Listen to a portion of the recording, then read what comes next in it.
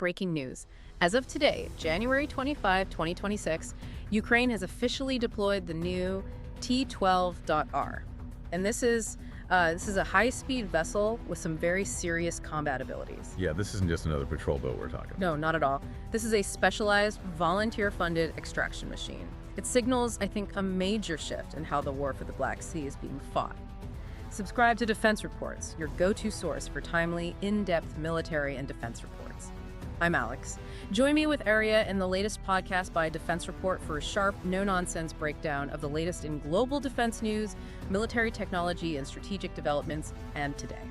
Well, today we're going to cover the T12.R RESC boat. And really how a single piece of tech represents a massive evolution in maritime special operations. It's a huge development. And we're not just looking at a boat today, are we? We're looking at a whole philosophy. That's right. We've got a stack of reports here. We're going to be talking about everything from something called a dolphin door, which, sounds cute, but is actually a piece of grimly necessary combat engineering. Right.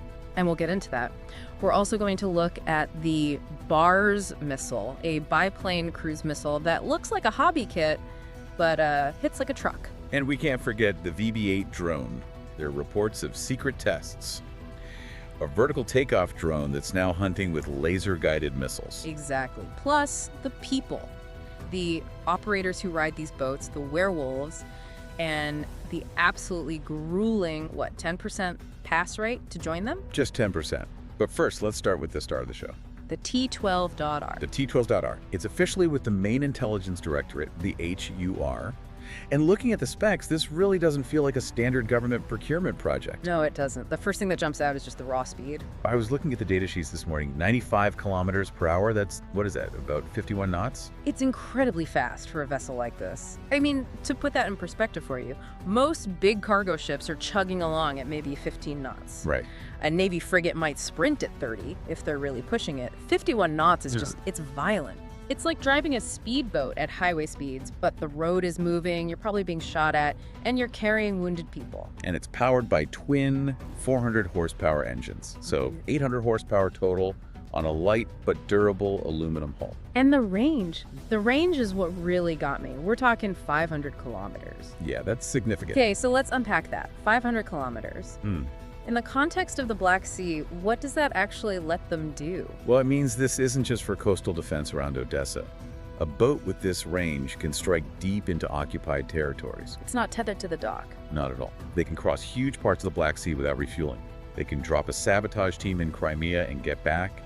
It changes the boat from, a defensive asset into a power projection tool. Which brings us to this specific RESC configuration. That's RESC with a Q. A Q modification, yeah. They've shifted the control console to the stern, to the back, which opens up the whole deck. But the feature that really caught my eye was this dolphin door. It's a very, very clever piece of design. It sounds like something from a theme park, but it's for saving lives, right? Precisely. You have to picture the scene. In a standard boat, if you need to pull a wounded soldier from the water, you're fighting physics. You've got these high gunnels, the sidewalls of the boat. Designed to keep waves out. Right. Now imagine trying to haul a wet human being over that wall. They're probably wearing waterlogged body armor, ammo, boots, all of it. That's gotta be. I mean, you're deadlifting 120 kilos or more of dead weight while the boat's rocking and you're under fire. Exactly. It's exhausting, it's slow. Yeah. And worse, to do it, the rescuers have to stand up, expose themselves to enemy fire. Okay, so what does the dolphin door do? It solves the problem. It's a special opening on the side of the hull right at the water surface. So you just slide them in? Essentially, yes. It turns a chaotic, physically draining rescue into a rapid surgical retrieval. It eliminates that vertical lift. That's fascinating. Such a small detail, but in a hot extraction, that kind of speed saves lives. Yeah. And there's also a bow ramp for nose-in landings. Yes, so they can run the boat right up onto a beach, drop the ramp, and a special ops team is out instantly. It's built for lightning raids. Land, strike, extract. No dock needed. Now, here's where it gets really interesting for me. This wasn't a standard government contract, was it? No, and that's one of the unique characteristics of this war, even now in 2026. This high-tech military gear was bought through the Boats for Acher initiative. A charity, the Diana Palyunchuk Charity Foundation. That's the one. Civilians are essentially crowdfunding naval special operations. That's incredible. It speaks to the agility of their whole defense effort. It does. I mean, state bureaucracy can take months, years. A volunteer foundation can see a need like a fast medevac boat with a special door and just go buy it. It completely bypasses the red tape. So we have this Ferrari of evacuation boats, but let's place it in the bigger picture. We're, what, 1,432 days into this war? Correct. And the Black Sea is a totally different place now than it was in 2022. Back then, it was dominated by the Russian fleet. Completely. They were blockading ports, launching missiles from frigates with impunity. Now, in 2026, it's become a denial of access zone. Mostly because of the sea drones, the USVs, that have been clearing the water. The sea drones have pushed the big Russian warships back, made it too dangerous for them. But, and this is the key point for today, drones can't do everything. And that's where the T12.R comes in. Exactly. You still need the human touch. A drone can't pull a downed pilot from the water. It can't board an oil rig and seize intelligence. So the drones clear the yard, but the T12.R puts the boots on the grass. That's a great analogy. And if we compare it to, say, the Swedish CB-90s that Ukraine also operates. Those are the big armored assault boats, right? Carry a whole squad of Marines. Yes, the Combat Bow 90. It's an armored beast, can carry 21 Marines, armed with Hellfires. If the CB-90 is a sledgehammer, the T12.R is a surgical scalpel. Smaller, faster, focused. But it's not defenseless? Not at all. It's got modular weapon mounts. They can stick heavy machine guns on there, grenade launchers, and there's even talk of integrating it with unmanned watercraft. So it could act as a kind of mothership for the sea drones. Precisely. A forward control node. You launch the drums from the boat to extend your reach, while the crew stays just out of immediate danger. Speaking of extending your reach, you can't drive a boat at 95 kilometers an hour if you can't see what's ahead. Let's talk about the eyes in the sky. This brings us to the V-bait drone. This thing looks like something out of sci-fi. It's a tail sitter, right? Takes off vertically. It is. VTOL vertical takeoff and landing, made by Shield AI. This is crucial because a small boat like the T12.R doesn't have a runway. With the V-bait, you can launch it from a tiny deck space. And the endurance on it. 13 hours. 13 hours, so it can just loiter up there all day watching the horizon for you. And the breaking news is that after secret combat testing in Ukraine, it's now being integrated with South Korean LMDM laser-guided missiles. Wait, so it's not just watching anymore? Now it's hunting. It's a hunter-killer. And for the T12.R crew, that's a massive advantage. The VB-beat acts as their long-range scout, spotting targets 180 kilometers away. Yeah. It's also resistant to a lot of the electronic warfare that jams other drones. So the VBD spots a threat, and the T12.R can either avoid it, or now the drone can just take it out itself. Exactly. It creates a protective bubble around the boat. Okay, so if the VBB is the sniper, this next piece of tech feels more like the sledgehammer, the BARS missile. The Snow Leopard. Yeah. And this thing is fascinating because it looks, well, it looks almost crude. It's got a biplane tail, the engine is strapped to the top, it doesn't look sleek. And that's by design. The philosophy here is mass production. It uses a composite fuselage, specialized plastics and fibers, and a simple design so they can build them cheap and they can build them fast. But it still has a range of 700 to 800 kilometers. It does. Uh-huh. And because they're cheap, they're not launching one or two. They're launching them in swarms. We're seeing reports of up to 100 at a time. 100 at a time. So what does that mean for the guys in the boat on the water? It means that while the T12.R is skimming the waves, these BARS missiles are flying way over their heads, hitting Russian air defenses and command posts hundreds of kilometers inland. They're overwhelming the enemy. You just flood the radar. You flood the radar. The air defense batteries run out of missiles, and that clears a path for the tactical teams on the water. It's a layered offense, a system of systems. But let's bring it back to the shore. When these boats come into land, they need cover. Absolutely. That's where the artillery comes in, specifically the 2S-22 Bodana. The Bodana. The Ukrainian-made 155mm howitzer. I remember seeing reports that the crews claim it's more accurate than the German PZH-2000. That's a bold claim. It is a very bold claim. The PZH-2000 is the gold standard. Hmm. But the crews on the Bodana, now on that rugged Tatra 8x8 chassis, they swear by it. It can reach out to 60 kilometers with rocket-assisted shells. And they've got the anti-drone cages on them now, the screens. Yes. But the key for the boat crews is the shoot and scoot capability.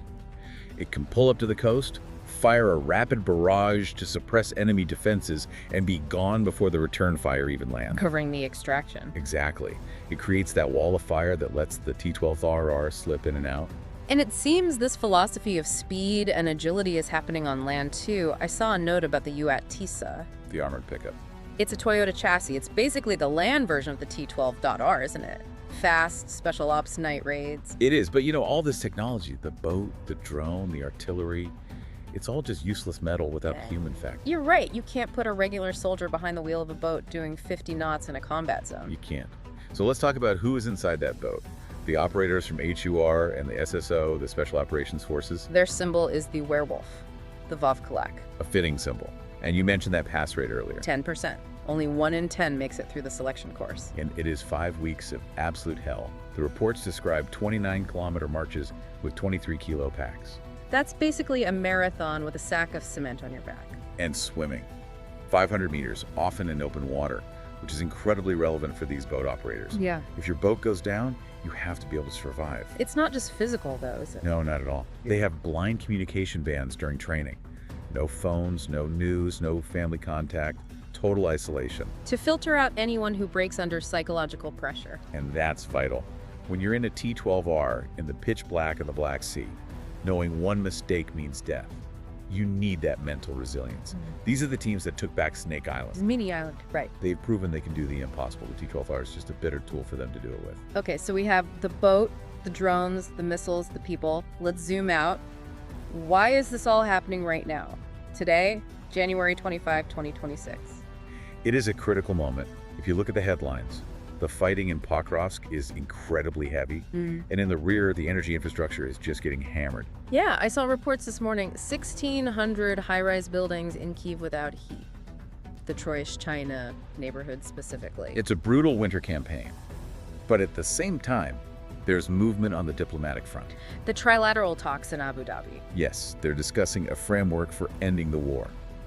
And that is why the deployment of the T12R right now is so strategic. How so? Because negotiating power comes from battlefield success. If Ukraine can keep hitting Russian rear areas with these T12R raids and BARS missile strikes, it gives them leverage at the table. You don't get favorable terms by being passive. You get them by projecting power. This boat demonstrates that Ukraine can still innovate and strike back 4 years into the war. So this boat is a diplomatic tool as much as a military one? In a way, yes.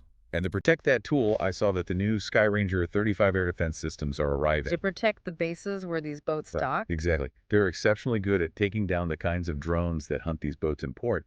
And the interesting detail, they're being funded by frozen Russian assets. It's almost poetic justice. It closes the loop, doesn't it? So, to wrap this all up, what are we really looking at here? We're looking at a transformation. We've got a volunteer-bought boat, the T12.R, with its dolphin door, doing 95 kilometers an hour. It's supported by VTOL drones and swarms of cruise missiles. And it's all operated by these werewolf elite troops who've survived one of the toughest selection processes on Earth. It feels like a shift from just holding the line to really projecting power. This combination of high-tech maneuverability and grassroots support. That's the defining characteristic of Ukraine's 2026 strategy. And that brings me to a final thought for all of you listening. Consider this. We just spent this whole deep dive talking about a naval special ops vessel that outperforms state-issued gear, and it was funded by a charity. It raises a massive question. If civilians can crowdfund superior military technology, what does that say about the future of military procurement worldwide? Are we witnessing the privatization of defense innovation? Is the future of warfare going to be bought on a donation page instead of a government contract? It's certainly something to think about. It fundamentally changes the relationship between the citizen and the state's defense. You've been listening to Defense Report by Alex and Aria, where we analyze the latest in military strategy, global defense, and advanced weaponry. Subscribe to Defense Reports, your go-to source for timely, in-depth military and defense reports. We'll catch you next time.